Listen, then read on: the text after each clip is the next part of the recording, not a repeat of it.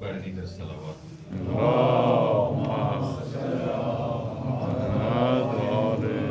اعوذ باللہ من الشیطان اللعین الرجیم بسم اللہ الرحمن الرحیم الحمد للہ رب العالمین والصلاة والسلام والتحیۃ والاکرام علی سیدنا و نبینا و شفیع ذنوبنا و طبیب نفوسنا رحمت للعالمین ابی القاسم مصطفیٰ محمد اللهم صل على محمد وعلى أهل بيته الطيبين الطاهرين المعصومين المنتخبين المنتجبين لا سيما على بقية الله الأعظم روحي وأرواح العالمين لتراب مقدمه الفداء عجل الله تعالى فرجه الشريف وسهل الله تعالى مخرجه الشريف ولعنة الله على أعدائهم أجمعين من يومنا هذا إلى قيام يوم الدين أما بعد فقد قال الله الحكيم في كتابه المتين بسم الله الرحمن الرحيم ويقول الذين كفروا لست مرسلا قل كفى بالله شهيدا وبيني وبينكم ومن عنده علم الكتاب صدق الله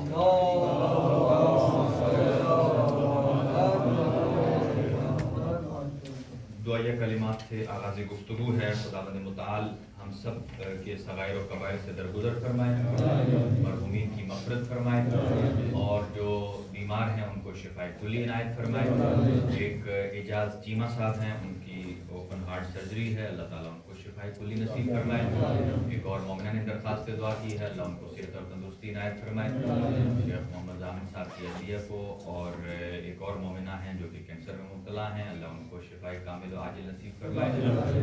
اور جملہ مومنین جتنے بھی درخواست دعا کی ہے, نام نہ لینے کی درخواست کی ہے, اللہ تعالیٰ ان سب کو جلد از جلد لباس سے عافیت پہنائے.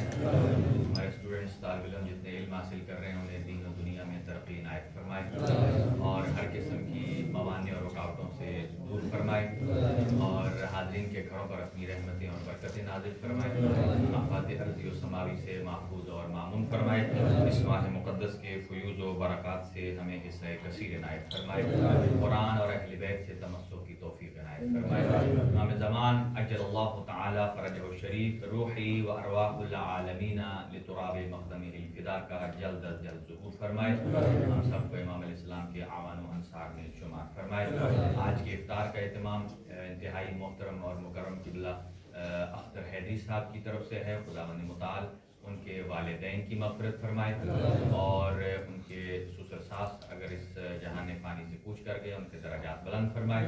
موجود ہیں ان کی توفیقات اور ان کی زندگی میں اضافہ فرمائے, اور اہل خانہ کے تمام اس عمل کو اپنی بارگاہ میں قبول و منظور فرمائے.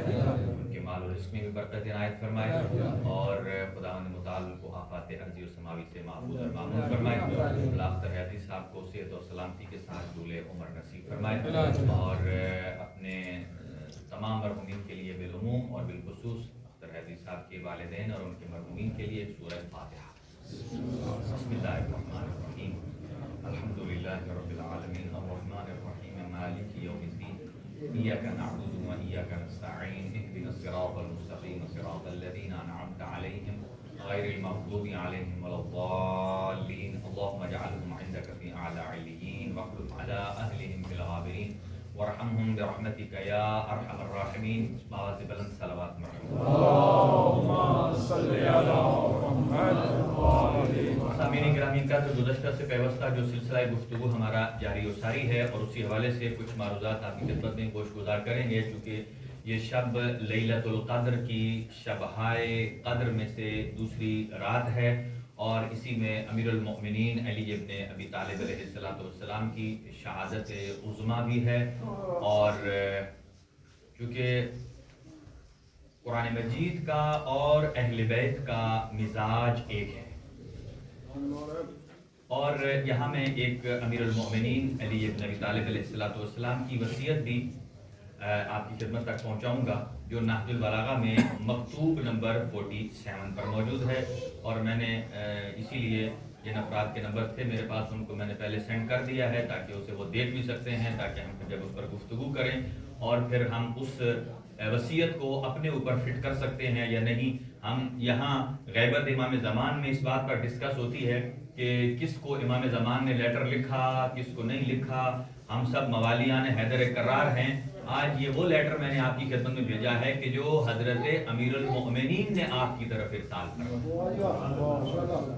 हर शिया की तरफ अमीरुल मोमिनीन का ये खत मौजूद है जिसमें आप वसीयत इरशाद फरमाते हैं, और उन्हीं वसाया पर गुफ्तगू करेंगे। लेकिन सबसे पहले कुछ मुकद्दमात हैं, और वो ये कि कुरान और अहले बैत का मिजाज एक है। मिजाज का मतलब क्या होता है? जैसे कहते हैं ना, दो आदमी हैं, दोनों का मिजाज एक है, और यानी दोनों कूल माइंड हैं या दोनों जबरदस्त जलाल वाले हैं या दोनों साबिर हैं। यानी दो चीजों के लिए ये लफ्ज बोला जाता है। तो हुजूर सरवर कायनात ने इरशाद फरमाया कि कुरान और अहले बैत दो ऐसी चीजें हैं कि जिनका मिजाज एक है।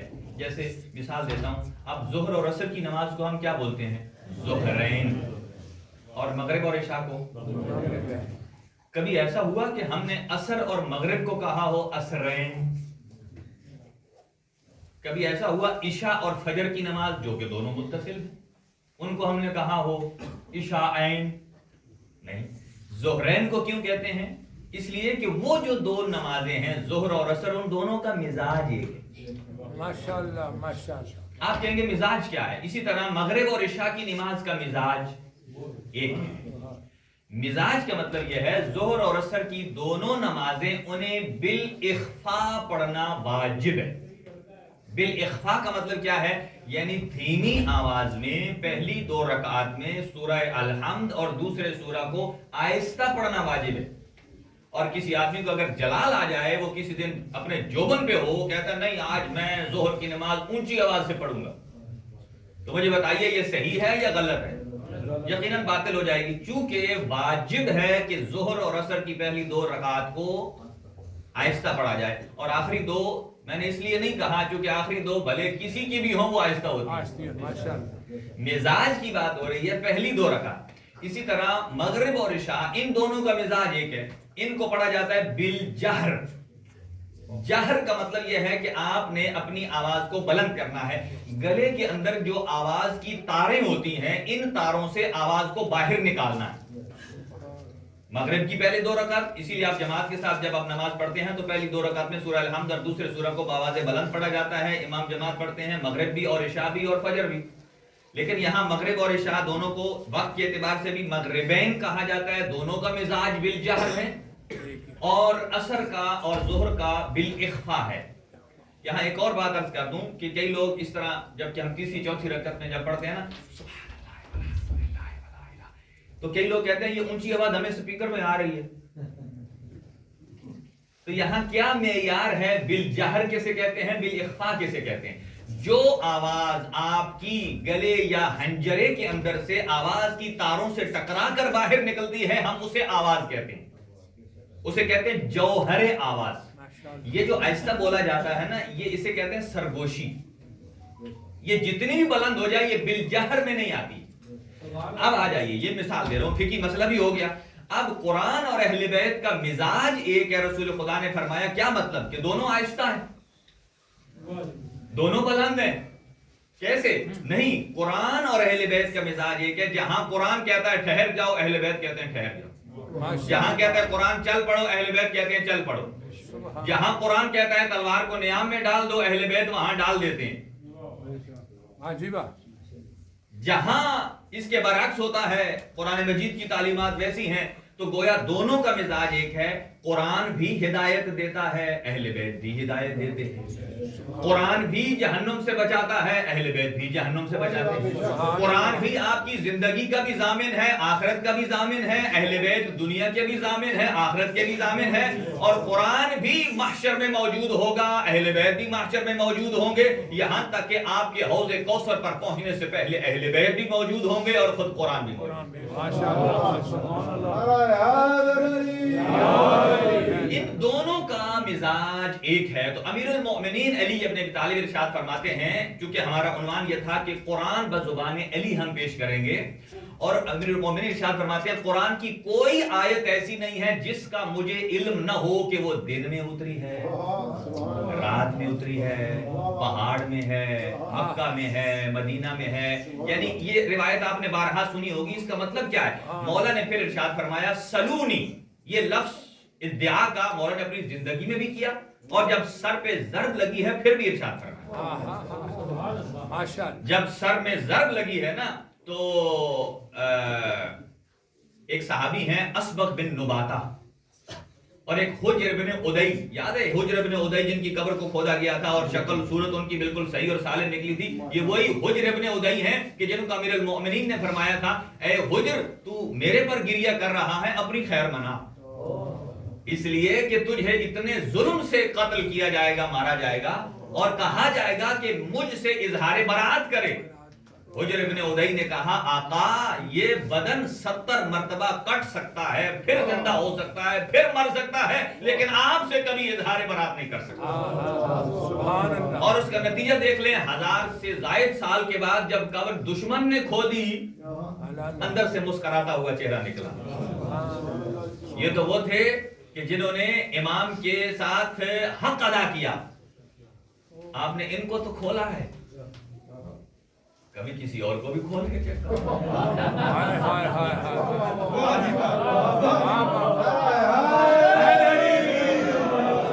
इसे कहते हैं साहिबाने बसीरत और साहिबाने बसारत। बसीरत, बसारत कहते हैं आंख की बीनाई, और बसीरत कहते हैं जो आपकी हिकमत है, जो आपकी दानाई है। अबू बसीर को अबू बसीर क्यों कहते हैं? आंखों वाला, उसकी आंखें तो थी नहीं, सुभान अल्लाह। आंखों से नाबीना है, लक़ब है अबू बसीर, इमाम ने दिया। क्यों? इसलिए कि एक शख्स, इमाम ने खुद पूछा उसे, इमाम अबू बसीर खड़े थे और उसके पीछे आके खड़े हो गए इमाम। किसी ने पूछा, अबू बसीर बता तेरे इमाम किधर है?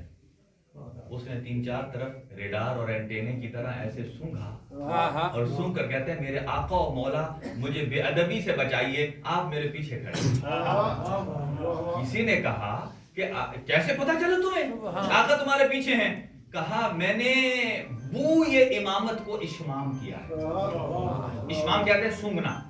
बू ये इमामत की खुशबू को मैंने सूंघ लिया है। काश अल्लाह ताला की जात हमें वो नाक अता करे कि हम अहले बैत तहारत की हम खुशबू को सूंघ लें। कोई कहता है उनकी सूंघी जा सकती है या नहीं सूंघी जा सकती? हदीस मुसल्लम है, हदीस के सामने, इन्नी अशुम्मु इंदकी राइहतन तय्यबा।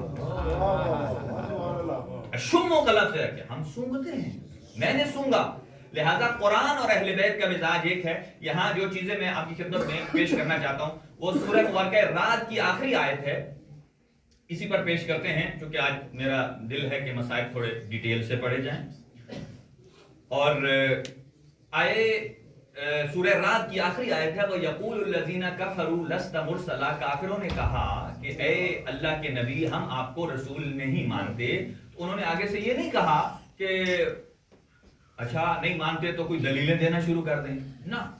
अल्लाह ताला ने जवाब दिया, फरमाया उनसे कह दीजिए कि हमें तुम्हारे इकरार की जरूरत भी नहीं, हमारी इस नबूवत पर 2 गवाह काफी हैं, एक अल्लाह और एक वो जो पूरी किताब का इल्म रखता है। आज मैं चूंकि उलूम कुरान पे गुफ्तगू कर रहा था, ये भी अमीरुल मोमिनीन ने इरशाद फरमाया, कुरान ने 4 नाम बनाए। कुरान ने 4 नाम बताए। एक नाम कल हमने बताया था, वो रत्तिलिल कुरान तरतीला। कुरान खुद, एक कुरान जो नाम है कुरान मजीद का, ये खुद कुरान मजीद का हिस्सा है। कुरान मजीद ने बयान फरमाया कि कुरान को ठहर ठहर कर पढ़ो।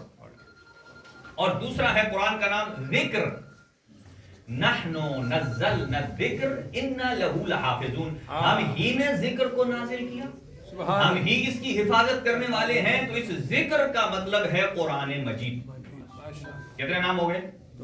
2। और तीसरा नाम बयान फरमाया अल किताब, ज़ालिकल किताबुल ला रैब फीह। ये किताब, यहां अल किताब से मुराद आपकी कोई और बुक नहीं है डिक्शनरी की। अल किताब से मुराद वो किताब है जो अल्लाह ताला की जात से नाजिल की, और ये कुरान मजीद है। اور چوتھا نام ہے فرقان. اللہ تعالیٰ کی ذات نے تبارک الذی نزل الفرقان علی عبدہ لیکون للعالمین نذیرا. اللہ تعالیٰ کی ذات نے فرقان نازل کیا. فرقان کا مطلب ہوتا ہے ایسی بک کہ جو حق اور باطل کو الگ الگ کر دے. اب یہاں مزاج کی بات کرتے ہیں تو یہ بھی عرض کر دوں, قرآن فرقان. اللہ تعالیٰ کی ذات نے ارشاد فرمایا یا ایھا الذین آمنوا, اے ایمان والو, تتقوا اللہ, متقی ہو جاؤ. تو نتیجے میں اللہ یجعل لکم فرقانا, اللہ تمہیں ایک فرقان عطا کر دے گا, ایک پیمانہ دے دے گا, ایک ترازو دے دے گا, ایک معیار دے دے گا کہ جس سے آپ تول سکتے ہو کہ یہ حق ہے اور یہ. روایات میں آیا ہے کہ وہ فرقان کون ہے, وہ حضرت امیر المؤمنین کی ذات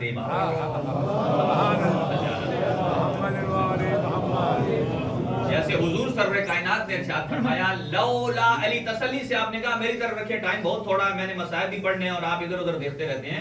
امیر المومنین کے بارے میں پاک پیغمبر ارشاد فرماتے ہیں کہ لولا علی لما خلق اللہ العقاب والثواب. اگر اللہ علی کو خلق نہ کرتا تو ثواب اور عقاب کو خلق نہ کرتا. اگر اللہ علی کو خلق نہ کرتا تو جنت اور جہنم کو خلق نہ فرماتا. لولا علی ما بان الحق عن الباطل. اگر علی نہ ہوتے تو حق اور باطل کی پہچان نہ ہوتی. حق اور باطل کی پہچان کا نام امیر المومنین. 4 نام قرآن مجید نے پیش فرمائے ہیں. یہاں ایک محقق نے خوبصورت جملہ لکھا. یہاں الکتاب سے متعلق تھوڑی سی گفتگو علوم قرآن کے حوالے سے اور پھر ہم آگے وصیت کی طرف بڑھتے ہیں کہ امیر المؤمنین سے کسی نے پوچھا کہ آپ کو کون سی آیت قرآن مجید میں سب سے زیادہ پسند. آپ نے ارشاد فرمایا قرآن مجید کی جو بہت ساری آیات ہیں اہل سنت نے 365 تک لکھی ہیں, کسی نے 500 تک, مکتب تشیع میں 1000 تک آیات ہیں جن کا شان نزول حضرت امیر المؤمنین سے متعلق. اور علامہ فخر الدین رازی نے بھی جو کم سے کم لکھتے ہیں وہ انہیں کہا جاتا ہے امام المشککین. جو اچھا بھلا ٹھیک آدمی ہونا, وہ ان کی کتاب پڑھے تو اسے بھی شک پڑ جاتا ہے, پتہ نہیں میں دنیا میں ہوں یا نہیں ہوں, میں کیا ہوں, میں کیا کر رہا ہوں. انہوں نے ہر چیز میں مختلف اقوال لکھے ہیں. تفسیر در منصور لکھی ہے انہوں نے, اور اس میں تفسیر در منصور جلال الدین سیوطی کی, اور اس کی تفسیر کبیر ہے.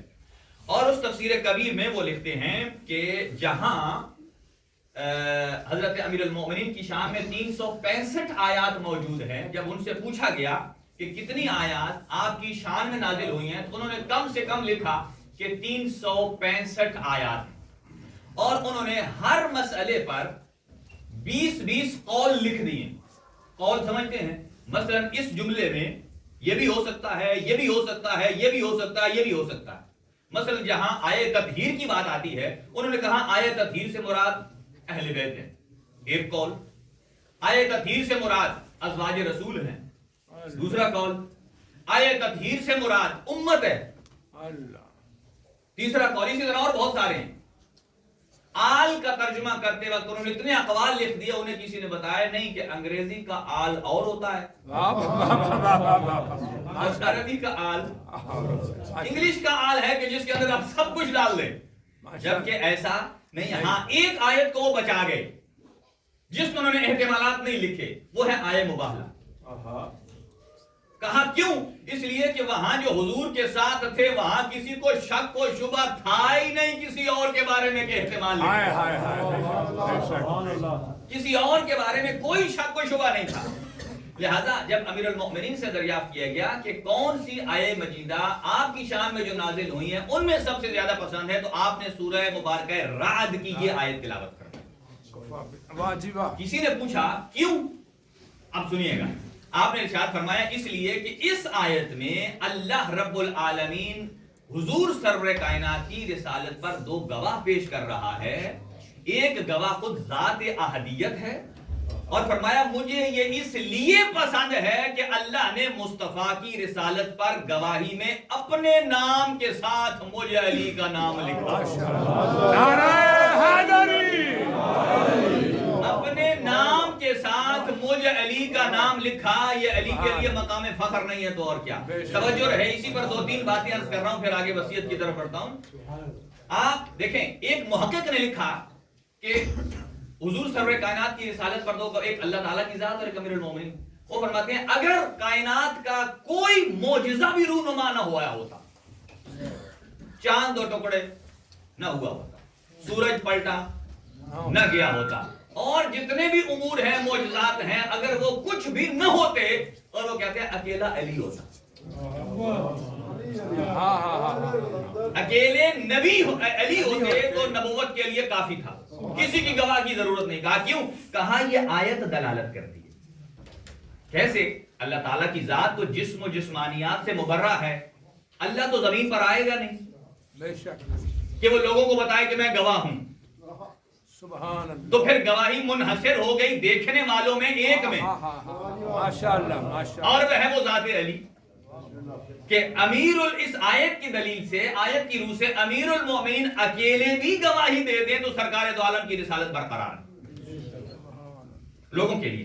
اور یہی وجہ ہے کہ اللہ پروردگار عالم نے جناب سیدہ سلام اللہ علیہا کے خدق پر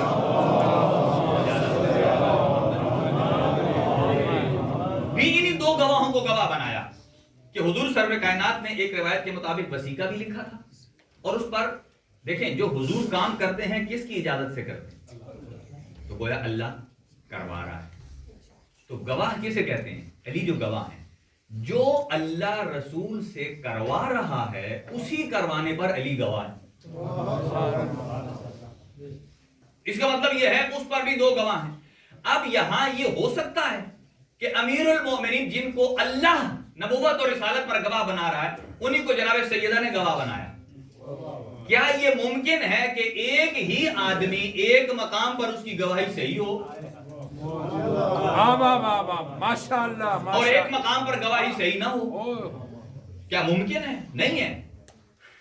لہذا اگر کسی کو، اسی لیے جو میدان احد میں تھے جس نے اعتراض کیا یا جس نے امیر المؤمنین کی گواہی کو رد کیا، اس کا ایمان بالرسالت خطرے میں ہے. کیوں؟ اس لیے کہ اس نے وہ اس گواہ کو ہی نہیں مانتا جسے اللہ نے گواہ بنایا. سبحان اللہ سبحان اللہ. اب یہاں ایک چھوٹا سا جملہ سن لیے. میدان احد میں سارے بھاگ گئے تھے، حضرت علی نہیں بھاگے.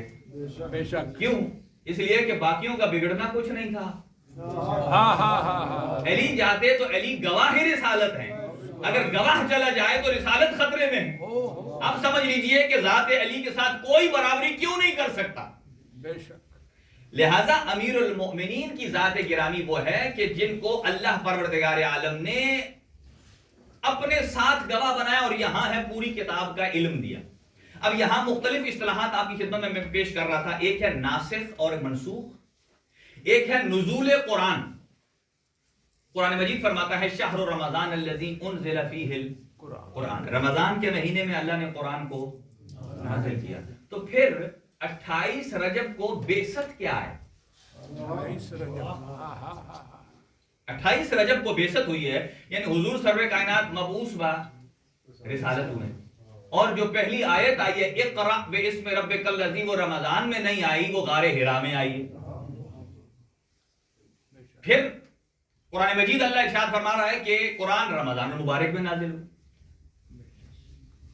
تو یہاں اس کا جواب یہ ہے کہ ضروری نہیں ہے کہ نزول قرآن اور بعثت برابر ہو. کیوں؟ حضور سرور کائنات کو پہلے خفیہ تبلیغ کا اعلان کیا گیا تھا، وہی نازل ہوتی تھی، لیکن جب یہ آیت نازل ہوئی فَاسْدَعْ، اب لوگوں کو وہ بیان کیجئے علی اعلان جو اللہ نے نازل کیا، تب حضور نے ظاہراً تبلیغ شروع کی. اسی لیے قرآن مجید کے نزول کے لیے دو لفظ استعمال ہوتے ہیں، ایک ہے انزلہ اور ایک ہے نزلہ. انزلنا القرآن ونزلنا القرآن. انزلہ کا معنی ہوتا ہے ایک ہی مرتبہ پورے پیکج کے ساتھ نازل کر دینا، اور نزلہ کا معنی ہوتا ہے ٹکڑے ٹکڑے کر کے اتارنا. تو شب قدر میں اللہ تعالیٰ کی ذات نے ایک مرتبہ قلب مصطفیٰ صلی اللہ علیہ وآلہ وسلم پر پورا قرآن، پورا قرآن دفعتن کسے کہتے ہیں؟ ایک ہی بار نازل کر دیا. اور پھر نزل فرقان کا مطلب کیا ہے؟ یعنی اس کا مطلب یہ ہے علم قرآن حضور کو عطا فرما دیا گیا، اس کے بعد جس آیت کا جہاں جہاں شان نزول تھا وہاں وہاں جبرائیل آیہ مجیدہ کو لے کر آئے۔ ایک بات، اور دوسری بات، قرآن مجید ارشاد فرماتا ہے، آپ نے لفظ یہ صرف سنا ہے کہ جبرائیل امین وحی لے کر آتے ہیں۔ اب میں قرآن کی آیت پڑھ رہا ہوں، قرآن مجید ارشاد فرماتا ہے ما کان لبشر ان یکلمہ اللہ الا وحیا او من وراء حجاب او یرسل رسولا۔ اللہ تعالیٰ کی ذات نے جو قرآن مجید نازل کیا 3 وے سے نازل کیا۔ پہلا حصہ وحی، سورہ شورى کی آیت 51 آپ دیکھ سکتے ہیں جا کر، پہلا حصہ وحی، دوسرا من وراء الحجاب، پردے کے پیچھے سے، اور تیسرا یرسلو رسولا، کسی قاصد کو بھیجنا۔ تو قاصد یہاں حضرت جبرائیل علیہ السلام ہے۔ تو لہذا قرآن مجید کا نزول 3 اعتبار سے، کچھ آیات ایسی ہیں کہ جو اللہ نے براہ راست قلب مصطفیٰ پر اتاری، کچھ آیات من وراء حجاب، یعنی اللہ اپنے انبیاء کے ساتھ جب گفتگو کرتا ہے اس میں ایک راستہ یہ بھی ہے پس پردہ، جیسا کہ حضرت موسیٰ علیہ السلام کے لیے درخت سے کلام کرنا،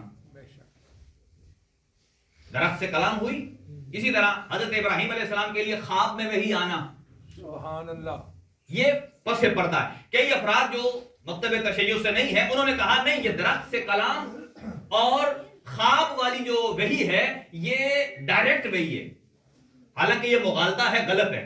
کیوں؟ اس لیے کہ یہ خواب خود حجاب ہے اللہ کے اور مخلوق کے درمیان۔ یہ ان کا نظریہ ہے جو یہ کہتے ہیں اللہ تعالیٰ کی ذات کسی میں حلول کر کے آ جاتا ہے، حلول کر کے آ جاتا ہے، اس کے اندر داخل ہو کے آ جاتا ہے، حالانکہ خداوند متعال کی ذات ایسی ہے کہ نہ کسی چیز میں سما سکتا ہے۔ اللہ اکبر و کبیرہ من کل شیء، اللہ ہر چیز سے بڑا ہے۔ لہذا پہلا حصہ وحی کے ساتھ، دوسرا پس پردہ، اور تیسرا یرسل رسولا، قاصد کے ذریعے۔ جب امام صادق علیہ السلام سے پوچھا گیا اے فرزند پیغمبر کہ حضور سرور کائنات صلی اللہ علیہ وسلم پر جب وحی آتی تھی تو آپ ایک مرتبہ پسینے سے شرابور ہو جاتے تھے اور تھوڑی سی غنودگی طاری ہو جاتی تھی، یہ کب وحی آتی تھی؟ یہ تب ہوتی تھی جب جبرائیل امین آتے تھے؟ فرمایا نہیں، یہ کیفیت تب پیدا ہوتی تھی کہ جب اللہ پروردگار عالم براہ راست قلب مصطفیٰ پر وحی فرماتا۔ سبحان اللہ، سبحان اللہ۔ اس لیے کہ حضور جو وحی لیتے تھے وہ ظاہری کانوں سے نہیں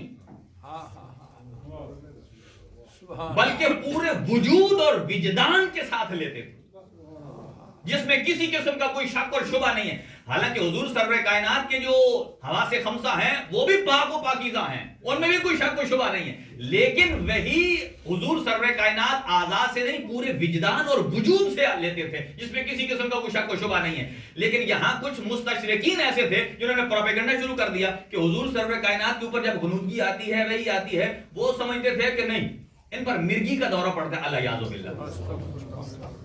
دیکھیں یہ علوم قرآن میں جب یہ تک باتیں نہیں پڑھیں گے تو پھر دیکھیں کسی بندے نے کہا کہ آج جب حضور نے فرمایا کاغذ قلم لے آؤ، کسی نے کہا حضور کو ہذیان ہو۔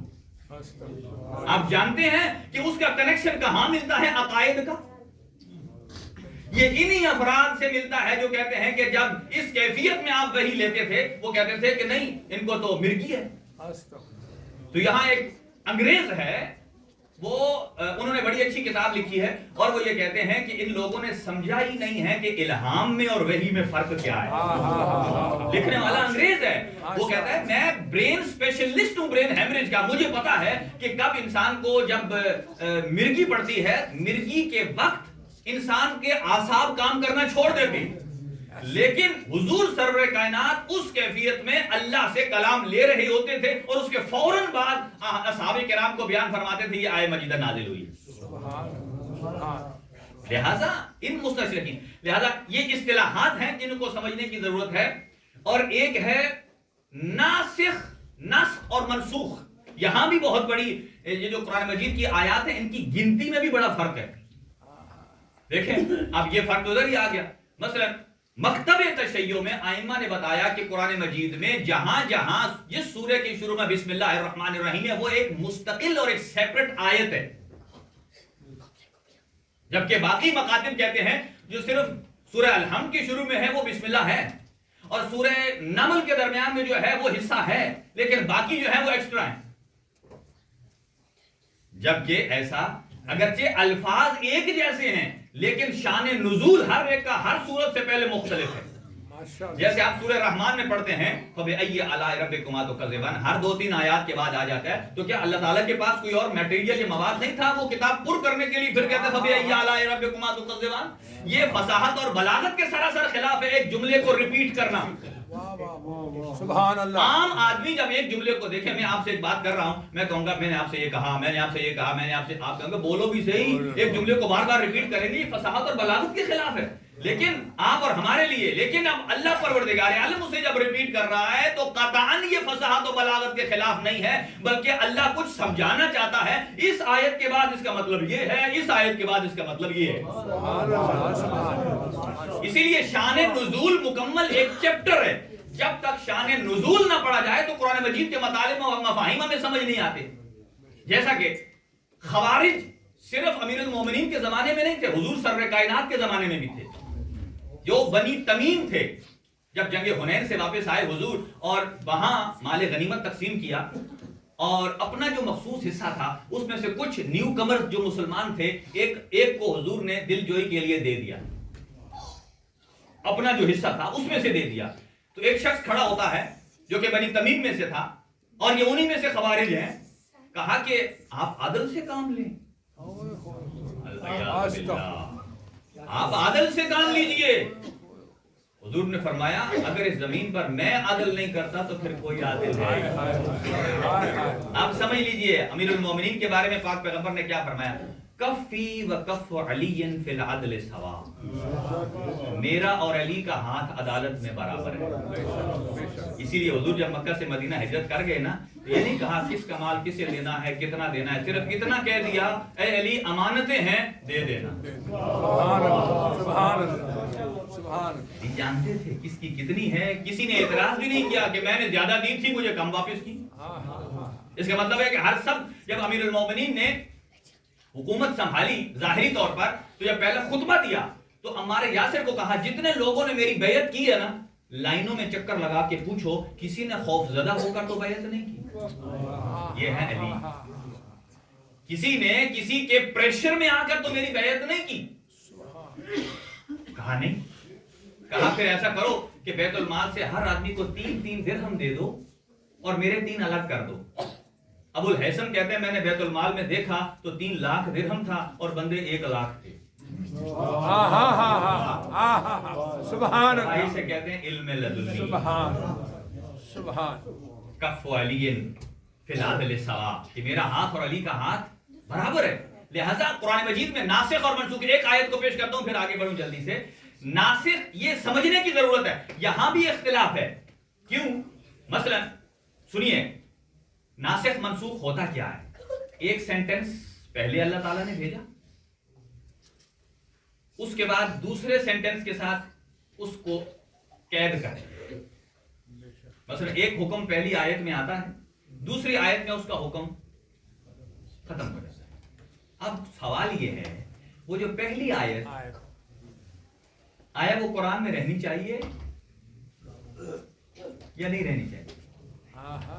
اس کا تو حکم ختم ہو گیا۔ اسی پر اختلاف ہے۔ سبحان اللہ۔ علماء امامیہ مکتب اہل بیت یہ کہتا ہے جو کچھ حضور نے قرآن میں لکھ دیا وہ تھا ہی اس قابل کے قرآن میں ہونا چاہیے۔ سبحان اللہ، سبحان۔ کہا جب وہ آیت قابل عمل نہیں رہی تو لکھنے کا فائدہ کیا؟ یہاں بھی لوگوں نے کسی کو بچانے کے لیے یہ عقیدہ بنایا ہے۔ اب سنیے، اللہ پروردگار، جب کچھ لوگ آتے تھے نا امیر المومنین کے علاوہ باقی حضور سرور کائنات کے پاس جتھا لگا کر بیٹھ جاتے تھے۔ کوئی باہر سے نیا آدمی آتا تھا نا حضور سے الگ بات کرنے کے لیے تو یہ جگہ نہیں دیتے تھے۔ اللہ تعالیٰ کی ذات نے آیت بھیجی، یا ایھا الذین آمنوا، اے ایمان والو، اذا ناجیتم الرسول، جب تم رسول خدا سے نجوا کرنا چاہو، خاموشی سے گفتگو کرنا چاہو تو سب سے پہلے صدقہ دو۔ سبحان اللہ، یہ آیت آئی۔ اور یہ آیت اس کا حکم 10 دن رہا ہے. 10 دن کے بعد دوسری آیت آ گئی اشفقتم، کیا تم ڈر گئے ہو رسول سے نجوا کرنے سے پہلے صدقہ دینے سے؟ اب توبہ کرو، اللہ تمہیں معاف کرنے والا ہے. اچھا ان 10 دنوں میں یہ آیت جو تھی صدقہ دے کر حضور سے راز و نیاز کرو، کسی نے اس پر عمل نہیں کیا سوائے امیر المومنین. نعرہ حیدری. اب کیوں کہتے ہیں کہ وہ اس آیت کو نکال دو؟ ادھر سے کہتے ہیں مکتب اہل بیت کے بارے میں کہتے ہیں یہ تحریف کے قائل ہیں. وہ کہتے ہیں جب اس آیت، اس کے بعد جب آیت آ گئی کہ اب ٹھیک ہے وہ صدقے کے بغیر آپ گفتگو کر سکتے ہو، یہ حسن قرآن ہے. وہ منسوخ کو بھی رکھنا چاہتا ہے، ناسخ کو بھی رکھنا چاہتا ہے، تاکہ یہ بتائے کہ وہ ناسخ کس کے بارے میں آئی ہے، منسوخ پر کس نے عمل کیا ہے. اب اگر سارے کہتے ہیں لیکن یہ آیت مخصوص ہے امیر المومنین کے ساتھ. امیر المومنین کے پاس بھی پیسے نہیں تھے، ایک سے 1 دینار قرض لیا اور اس کو 10 درہموں میں چینج کرایا. جیسے آپ 1 یورو لیں تو 10 سینٹ کے 10 سینٹ آتے ہیں، تو ہر روز 1 درہم راہ خدا میں دیتے تھے اور رسول خدا سے نجوا کرتے تھے. اور جب 10 دن گزر گئے نا، کسی نے اب پھر وہ مجھے کہتے ہیں کہ آپ یہ کیوں کہتے ہیں بھئی یہ 10 دن آیت معلق رہی، سبحان اللہ، کسی نے 1 درہم کیا اس کا 10واں حصہ بھی نہیں دیا، میں کیسے مانوں کوئی کہتا ہے کہ میں نے سارے کا سارا مال راہ خدا میں دیا؟ دیکھو نا یہ کتنا کنٹرڈکشن ہے. بھائی 1 درہم کا 10واں حصہ تو دے کر حضور کے اتنے آپ عاشق ہیں، بھائی راز و نیاز نہیں کر سکے. اچھا اور جب 10 دن ختم ہو گئے نا، اب علی سے الگ مل کر کہتے ہیں یا علی بتاؤ نا ان 10 دنوں میں رسول نے کہا کیا ہے؟ فرمایا اب یہ راز ہے جو علم لدنی کا ہے، یا مصطفیٰ کے قلم میں ہے یا مرتضیٰ کے قلم میں ہے. یہ راز تمہیں کیوں بتاؤں؟ علی اور عادل جلدی سے اس وصیت کی طرف آؤ. امیر المومنین نے وصیت فرمائی ہے. وصیتیں تھوڑا سا آگے آ جائیں، پیچھے ذرا تعداد زیادہ ہو گئی ہے اور وہ آگے آنا چاہتے ہیں. ایک صلوات پڑھتے ہوئے تھوڑا آگے آ جائیں.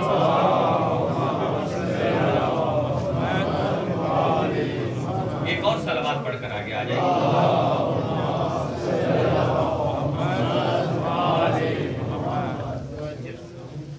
مکتوب نمبر 47 آپ جا کر پڑھ سکتے ہیں، میں نے آپ کو بھیجا بھی ہے، موبائل کھول کر آپ دیکھ بھی سکتے ہیں. امیر المومنین نے وصیت کی ہے، اور یہ کب وصیت کی ہے کہ جب لما ضربہ ابن ملجم، ابن ملجم کی ضرب کے بعد. اور یہیں جب اسبق بن نباتہ آئے نا اور مولا نے پوچھا اسبق کیوں گھبرا رہے ہو؟ کہا آقا آپ کی حالت گھبرانے کی ہے. کہا جاؤ لوگوں سے کہو علی بلا رہے ہیں سلونی سلونی. کہا مولا محمد حنفیہ نے یہ جملے کہے. محمد حنفیہ کو کہا کہ جائیے لوگوں کو یہ. فرمایا کہ آقا آپ کے تو آپ کی کیفیت نہیں ہے، دماغ کے ٹکڑے کٹ کے نکل رہے ہیں، آپ کہہ رہے ہیں سلونی سلونی. فرمایا محمد حنفیہ یہی وقت ہے سلونی کا.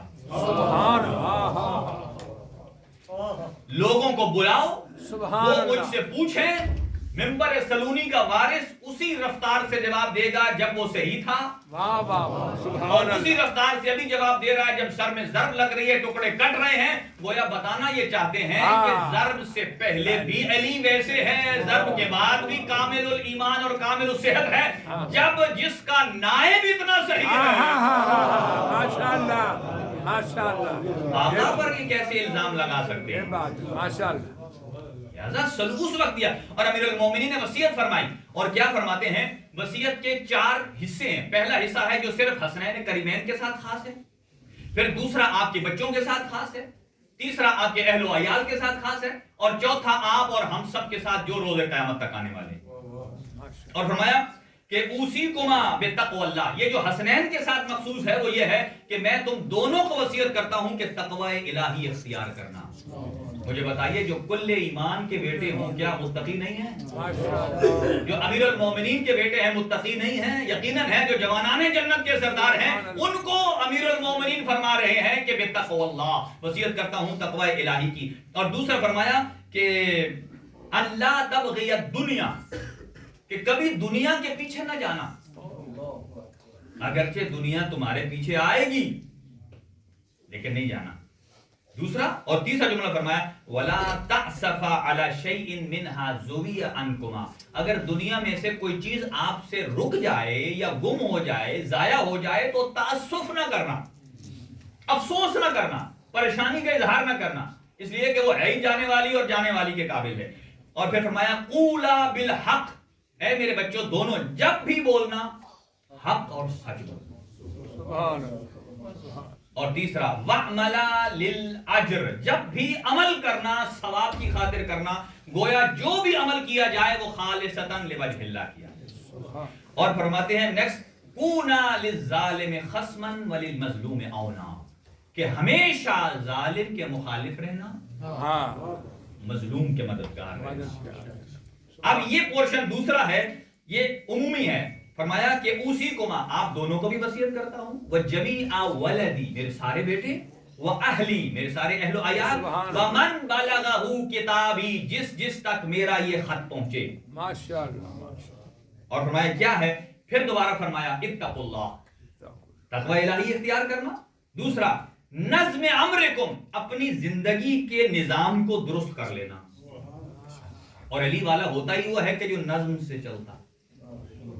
اور زیادہ چیزیں جو میں عرض کرنا چاہتا ہوں وہ یہ فرمایا، تیسری چیز صلاح ذات بینکم، یا امیر المومنین وصیت میں فرما رہے ہیں کہ اپنے گروہ کے اندر جتنے احباب ہیں ان میں اصلاح کی کوشش کرنا، یعنی جوڑنے کی کوشش کرنا، اختلاف اور افتراق کی کوشش نہ کرنا۔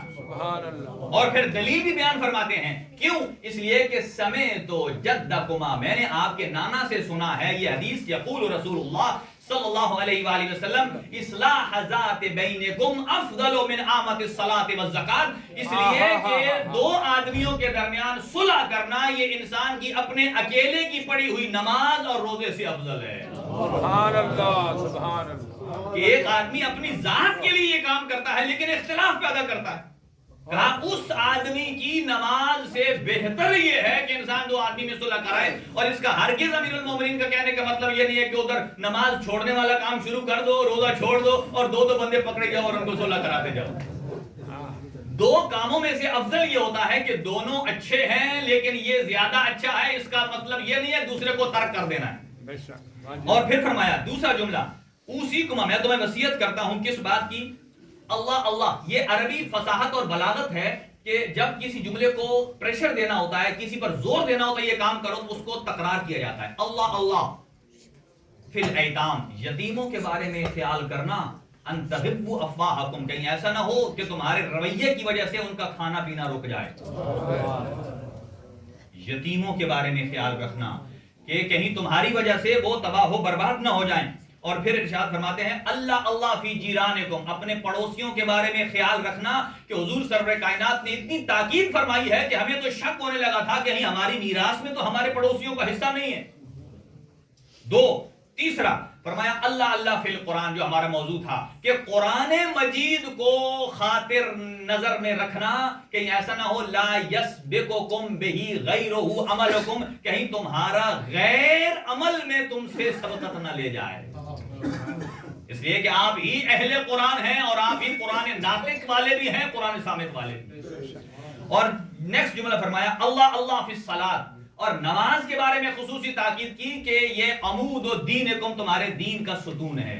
اور پھر فرمایا کہ اللہ کے حج بیت اللہ کو خالی نہ چھوڑنا، ایسا نہ ہو کہ اگر تم خانہ کعبہ کو خالی چھوڑ دو گے تو ایسے مسلط ہوں گے تمہارے اوپر کہ پھر دعائیں بھی کرو گے تو قبول نہیں ہوں گی۔ امر بالمعروف نہی عن المنکر کو نہ چھوڑنا۔ آخری جملہ پھر آپ ارشاد فرماتے ہیں اے عبد المطلب کی اولاد، کہیں ایسا نہ ہو کہ میری شہادت کے بعد یہ کہو کہ قتل امیر المومنین قتل ہو گئے، تو اس نعرے کو بلند کر کے مسلمانوں کا قتل عام نہ کرنا، بلکہ میرے قاتل کی سزا کا عمل ڈیپینڈ کرے گا میری شہادت اور صحت پر۔ اگر میں شہید ہو گیا تو اسے ایک ہی ضرب ماری جائے، ایک ضرب کے بدلے۔ لیکن ساتھ ساتھ فرماتے ہیں ایاکم والمصلہ، یاد رکھنا اگرچہ وہ میرا قاتل ہے لیکن سزا دینے کے بعد اس کے ہاتھ پیر اور اعضاء نہ کاٹنا، میں मैंने रसूल खुदा से सुना है, फरमाते हैं इय्याकुम वल मुस्ला बिल क़ल्बिल अक़ूर, अगर कुत्ता भी पागल हो जाए ना उसके भी आज़ा ना काटना। अज़ादारो, आज की शब हसनैन की यतीमी की शब है, ज़ैनब कुलसूम की यतीमी की शब है। आप थोड़ी देर के लिए अपने आप को कूफा ले जाएं। जो अफराद ज़ियारत पे गए हैं ना, वो आंखें बंद करके अपने आप को मस्जिद कूफा ले जाएं। मस्जिद कूफा के साथ मौला का घर है और वहां कैफियत क्या है। देखिए, मैं आपको अर्ज करूं आपकी खिदमत में कि वो अली कि जब आप ज़ियारत अमीरुल मोमिनीन पढ़ते हैं तो सबसे पहला जुमला आता है अस्सलामु अलैका या अव्वलल मज़लूम। सबसे पहले मज़लूम वहां पर हमारा सलाम। अली की क्या मज़लूमियत है। रसूल खुदा का जनाजा तन्हा पढ़ा, ये अली की मज़लूमियत। ज़हरा को 4 घंटे खड़ा रहना पड़ा दरबार में, ये अली की मज़लूमियत। ज़हरा का पहलू शिकस्ता हुआ, ये अली की मज़लूमियत। हजरत मोहसिन शहीद हुए, ये अली की मज़लूमियत है। हसनैन की गवाही को रद्द किया गया, ये अली की मज़लूमियत है। और इससे और बड़ी मज़लूमियत क्या हो सकती है कि जब अमीरुल मोमिनीन को सर में ज़र्ब लगी ना, और जब ये खबर कूफा पहुंची तो हाकिम शाम ने ऐसा जहर प्रोपेगेंडे का उगल रखा था, लोग पूछते थे कि अली भी मस्जिद में जाते थे। इससे बड़ी और अली की मज़लूमियत क्या है कि जो एक रात में 2000 सजदे अदा करते हैं, 1 रकत नमाज 1000 रकत नमाज अदा करते हैं। और दूसरी मज़लूमियत क्या है, मैं कहता हूं एक एतबार से सईद शुहदा की मज़लूमियत से अली की मज़लूमियत ज्यादा है। कि सईद शुहदा जब ज़ीन ज़ुलजना से उतरे ना तो काफी देर तक रेत करबला पर पड़े रहे। किसी ने कहा नहीं मालूम, कोई कहता था कफ से उनसरी से रूह परवास कर गई, किसी ने कहा अभी रमक बाकी है, ये शिब्र मालूम कहता है मुझे पता है हुसैन बड़ा गयूर है। मैं तुम्हें बताता हूं कि अभी ये हुसैन जिंदा हैं, ये शहीद हो गए हैं। कहा जरा नेज़ा बरदार आओ, नबी जादियों के खैमों को आग लगा दो। जब ये जुमला कहना था, नियाज़ हुसैन तवज्जो मेरी तरफ रहे, हुसैन जिस कैफियत में भी थे, कोहनियों के बाल उठे और उठकर कहते हैं हल मिन ज़ाबिन यज़ुवन हरम रसूलिल्लाह, है कोई इन अहले बैत इस्मत व तहारत की शहजादियों को बचाने वाला। मैं कहूंगा जब तक हुसैन जिंदा थे जालिम की जुर्रत न थी कि हुसैन के खैमे और घर में आए, लेकिन अली वो मजलूम है कि अली घर में मौजूद है। ये बलवाई ज़हरा के दरवाजे पर आ गए हैं, अली घर मौजूद है, ज़हरा का मोहसिन शहीद हो गया है। और जिस दरवाजे से एक बंदा गुजर सकता था या 2, वहां से ये बलवाई गुजरे। और मजलूमियत अली ये है कि जब अली की गर्दन में रस्सी डाली ना, अली की गर्दन में जब रस्सी डालकर ले जाने लगे ना, ये ज़हरा मुदाफ़े विलायत अली है। ज़हरा को अपने पहलू का दर्द भूल गया, मोहसिन का दर्द भूल गया। एक मरतबा अली के कमरबंद में हाथ रख लिया, कहा खल्लू इब्न आम, मेरे चचा के बेटे को छोड़ो। जब कहा ना छोड़ो, नियाज़ हुसैन मुझे माफ कीजिएगा, रिवायत बहुत सख्त है। उधर से 10 आदमी थे जो अली को अपनी तरफ खींच रहे। ये मजलूमियत अली है, ये खलीफतुर रसूल है। 10 आदमी अली को अपनी तरफ ले रहे थे और अकेली ज़हरा दिफा कर रही थी। और जब ज़हरा का हाथ नहीं छूटा ना, एक जालिम ने कहा ज़हरा का हाथ छुड़ाइए। उसने इशारा किया कुनफुस की तरफ, और कुनफुस ने जब हाथ को लहराया, ज़हरा का एक हाथ छूट गया, टूट गया। ये मजलूमियत अली है। और जब बीबी ने दूसरे हाथ से पकड़ा ना, एक जालिम ने कहा यही जालिम है कि फिर जब दूसरे से पकड़ा, एक और जालिम ने अपने हाथ को हवा में बुलंद किया।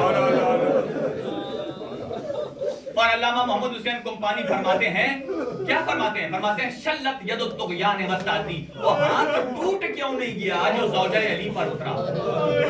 और वो कहा उस जालिम ने फिर शाम वाले को खत लिखा कि आज हमने अली से बदला ले लिया है। कल अली ने बद्र में हमारे मर्दों को मारा था, आज हमने अली की ज़ौजा से बदला ले लिया है। अदादारो, अली इतना मजलूम है, जब सर में ज़र्ब लग गई है और बच्चे यमनी चादर पर डालकर घर ला रहे हैं, और दरवाजे के करीब जब पहुंचे, वही अली के जो नहीफ सी आवाज थी एक मरतबा जलाल में तब्दील होती है, तब्दील हुई और कहा ऐ मेरा बेटा हसन, इन असहाब से कहो ये घरों को वापस चले जाए। कहा मुझे इधर ही रख दो। जब जमीन पर रखा, कहा असहाब बाबा कह रहे घरों को चले जाइए। कहा ए आका, हम आका को छोड़कर कैसे जा सकते हैं? फरमाया اے میرا بیٹا حسن میری اس کیفیت کو دیکھ کر زینب و کلثوم برداشت نہیں کر سکے گی اور زینب و کلثوم کے رونے کی آواز بلند ہوگی اور میں علی بڑا غیور ہوں میں نہیں چاہتا کہ علی کی بیٹیوں کی آواز اصحاب کے کانوں میں پڑے میں کہوں گا مولا یہاں تو آپ اصحاب سے پریشان ہیں کاش کل شام کے بازار میں ہوتے اجرکم علی اللہ وہ علی جس کی امامت پر دین مکمل ہوتا ہے وہ 3 دن بستر بیماری پر تڑپتے رہے ہیں 3 دن تڑپتے رہے ہیں اور ایک مرتبہ جب اسبغ بن نباتہ آیا نا گریہ کرنے لگا آقا نے فرمایا کیوں گریہ کر رہے ہو کہا مولا یہ جو آپ کے ماتھے پر پٹی بندی ہے نا سبز کلر کی اب پتہ نہیں چل رہا کہ یہ پٹی کا رنگ سبز ہے یا آپ کے چہرے کا رنگ زیادہ سبز ہے اتنی زہر اثر کر چکی تھی اور ایک مرتبہ ایک حکیم کو بلایا گیا اور اس حکیم سے کہا کہ آؤ دیکھو اور حکیم نے کہا کہ مجھے ایک تازہ گوسفند کی ایک رگ چاہیے میں اس زخم کے اندر رکھ کر دیکھوں کہ یہ کتنا گہرا ہے آپ جانتے ہیں جب کوئی آخری سٹیج پر ہو اور کسی ڈاکٹر کو بلایا جائے تو جب ڈاکٹر معائنہ کرتا ہے تو اس کے بعد لوگوں کی نگاہیں مریض پر نہیں ہوتی ڈاکٹر کے چہرے پر ہوتی ہے اب کیا خبر دیتا ہے اب سب نے اسیر ابن حرس کو دیکھا کہ کیا وصیت کر کیا حکم دیتا ہے کیا کہتا ہے ڈیسیژن دیتا ہے ایک مرتبہ کہا ان کا بچہ ذمہ دار کون ہے جب امام حسن مجتبی بڑھے کہا یا ابو القاسم قل لابیک او سے وصیتک آہد آہدک اپنے بابا سے کہیے جو وصیت کرنی ہے کر لیجیے وعدہ الہی تمام ہونے والا ہے زخم اتنا گہرا ہے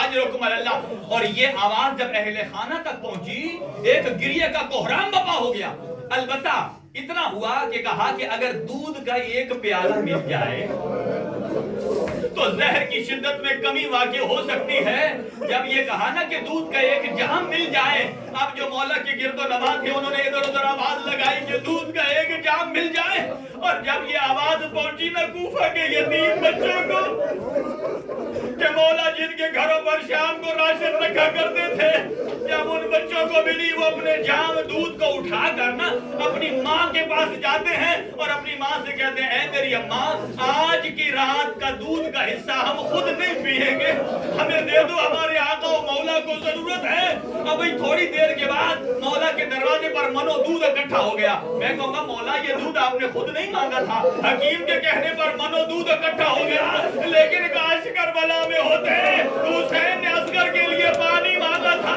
دودھ کی قیمت ہوتی ہے پانی کی کوئی قیمت نہیں ہوتی ہے اصغر کی ماں کہتی ہے والوالدات یرضعن اولادہن اے اصغر تیری اپنی قسم ہے قرآن کہتا ہے مائیں بچوں کو 2 سال دودھ پلائے تیری ماں کا دودھ بھی خوش اجرکم علی اللہ بس ایک منزل اور سن لیجئے شہادت پوری نہیں ہو پائے گی ٹائم زیادہ ہو چکا ہے امیر المؤمنین بیٹھ گئے اب وصیت کرنے لگے آپ بستر پر ہیں آپ نے امام حسن سے کہا میری اولاد امجاد سب کو بلائیے 18 بیٹے ہیں ازواج ہیں بیٹیاں ہیں 35 کے قریب اہل خانہ جمع ہو چکے ہیں اب امام علی نے ایک مرتبہ دیکھا اور امام حسن کو آپ کیوں رو رہے ہیں بیٹا کہا بابا آپ کی حالت زار رلا رہی ہے کہا اے میرے بیٹا میرے تو سر کے ٹکڑے نکل رہے ہیں تیرے جگر کے ٹکڑے تسلی دی پھر امام حسین کو دیکھا زارو گدار گریہ کر رہے تھے کہا اے میرا غریب کربلا آپ کیوں رو رہے ہیں کہا میرے سر کے ٹکڑے نکل رہے ہیں تیرے تو بدن کے ٹکڑے کٹ کٹ کے گریں گے اور ایک مرتبہ جب بی بی زینب کبریٰ کو روتے دیکھا نا روایت کے الفاظ یہ ہیں کہ جو علی باقیوں کو تسلی دے رہے تھے زینب کو روتے دیکھ کر علی کی بھی چیخیں بلند ہو گئی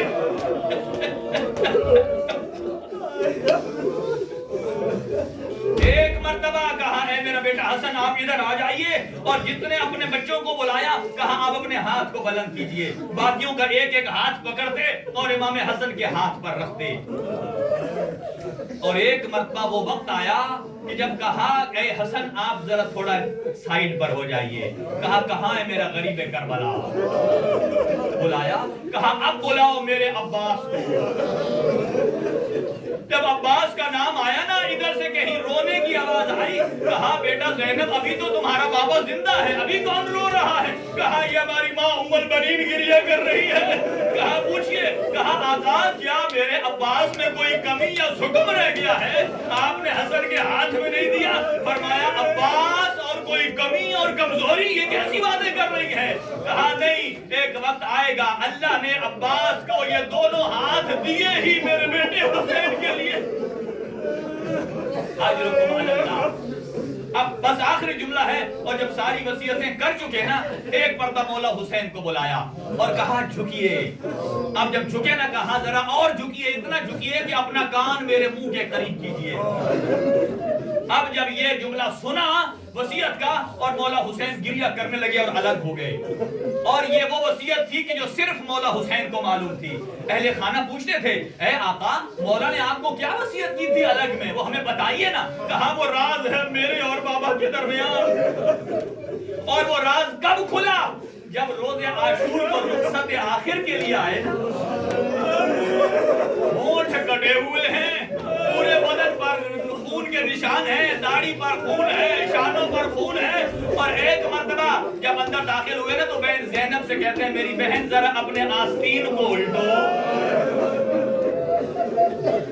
मुझे नहीं मालूम कि कोई यहाँ औलाद मांगने आया है, आज लैलतुल कद्र है। कौन रिज़्क़ रोज़ी मांगने आया है, कौन शिफा मांगने आया है, कौन अमीरुल मोमिनीन की बारगाह में हाजतें लेके आया है। अपनी अपनी हाजात को ज़ेरे लब रखी। आखिरी जुमला है, जब कहा ना कि अभी कौन सा वक्त है आस्तीन उल्टने का, कहा ये भाई बहन के बोसे नहीं ले रहा, ये अमीरुल मोमिनीन की वसीयत है। जब यकीन कहा भैया जरा मुझे अपनी गर्दन के बोसे लेने दीजिए। कहा ये क्यों ले रही है? कहा ये मेरी माँ ज़हरा की वसीयत है।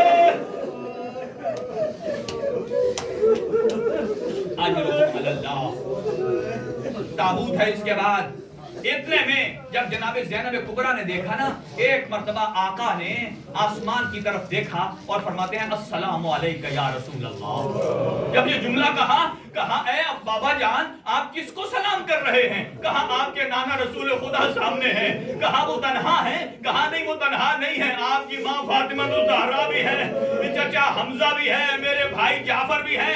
कहा वो क्या कह रहे हैं? कहा आपके सर से गर्द और गुबार को झाड़ रहे हैं। कहा या अली अब आ जाइए, हम आपको लेने आए हैं। और इतने में एक मर्तबा जब नब्ज़ पे हाथ रखा, आवाज आई इन्ना लिल्लाह व इन्ना इलैहि राजिऊन। उधर जिब्राइल ने सिदरतुल मुंतहा पर गिरिया किया, इधर ज़ैनब कुबरा ने गिरिया किया।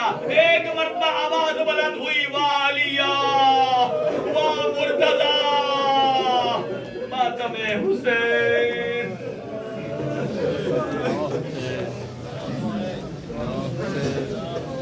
Ya Hüseyin.